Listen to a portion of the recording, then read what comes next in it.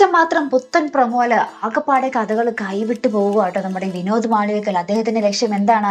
അദ്ദേഹം വരുന്നത് കാണിക്കുന്നുണ്ട്, പക്ഷെ അദ്ദേഹത്തെ ഇന്നത്തെ പ്രമോല് മെയിനായിട്ട് കാണിക്കുന്നൊന്നുമില്ല കേട്ടോ. ഇന്നത്തെ പ്രമോല് നമ്മുടെ മനസ്വിനി മോനിങ്ങനെ പിരിയേറ്റ് വിടുക. എന്നിട്ട് മാധവൻ വന്നിട്ട് നമ്മുടെ മെയിൻ ഡോക്ടറോട് ചോദിക്കുന്നുണ്ട്, നിങ്ങളോട് ആരെങ്കിലും എൻ്റെ കുഞ്ഞിനെ കൊല്ലാൻ പറഞ്ഞിരുന്നോ എന്ന്. അതും നമ്മുടെ ഇഷിതയ്ക്ക് നേർക്കാട്ടോ ആ ഒരു ചോദ്യവും. അവനും എൻ്റെ നേർക്ക് തിരിഞ്ഞു എന്ന് നമ്മുടെ ഇഷിത പറയുന്നുണ്ട്.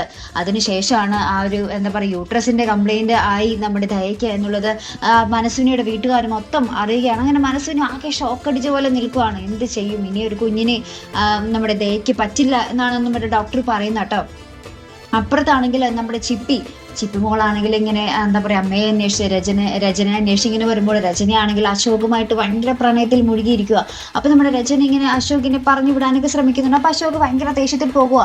എനിക്കൊരു കുഞ്ഞിന്റെ അമ്മയല്ല, എനിക്ക് ഭാര്യയാണ് വേണ്ടത് എന്നൊക്കെ പറഞ്ഞിട്ട് നമ്മുടെ അശോക് ഇങ്ങനെ അവിടെ തമ്മിൽ ഒരു അഭിപ്രായ വ്യത്യാസം ഉണ്ടായിട്ട് പോകുന്നുണ്ട്. അതിനുശേഷം നമ്മുടെ ഇഷിതയും ആ സിസ്റ്ററും തമ്മിലുള്ള ഒരു കാര്യമായിട്ടോ കാണിക്കുന്നത്. അപ്പൊ നമ്മളൊക്കെ കണ്ടു കാണും നമ്മുടെ ഇഷിതയുടെ സഹോദരിക്ക് നമ്മുടെ വിനോദ് മാളിയേക്കലിന്റെ അടുത്ത് ഒരു പ്രേമമുണ്ട് അല്ലെ.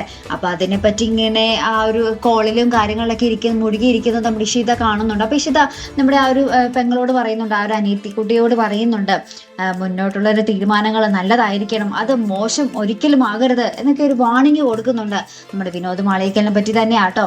അപ്പൊ ഇനി കഥകൾ എങ്ങനെയൊക്കെ ആയി തീരും? നമ്മുടെ ഇഷിതയുടെ അനിയത്തിയും വിനോദും കൂടി തമ്മിൽ ഇഷ്ടമായാൽ പിന്നെ നമ്മുടെ മഹേഷ് തീർന്നു.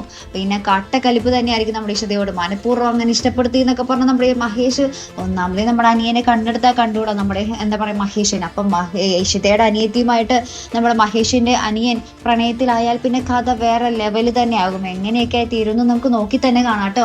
അപ്പൊ ഇതുപോലെ പ്രൊമോ റിവ്യൂസിനും എപ്പിസോഡ് റിവ്യൂസിനും ഒക്കെ നിങ്ങൾ മറക്കാതെ ചാനൽ സബ്സ്ക്രൈബ് ചെയ്യുക. അടുത്തൊരു വീഡിയോ വരുന്നത് വരയ്ക്കും ഗുഡ് ബൈ.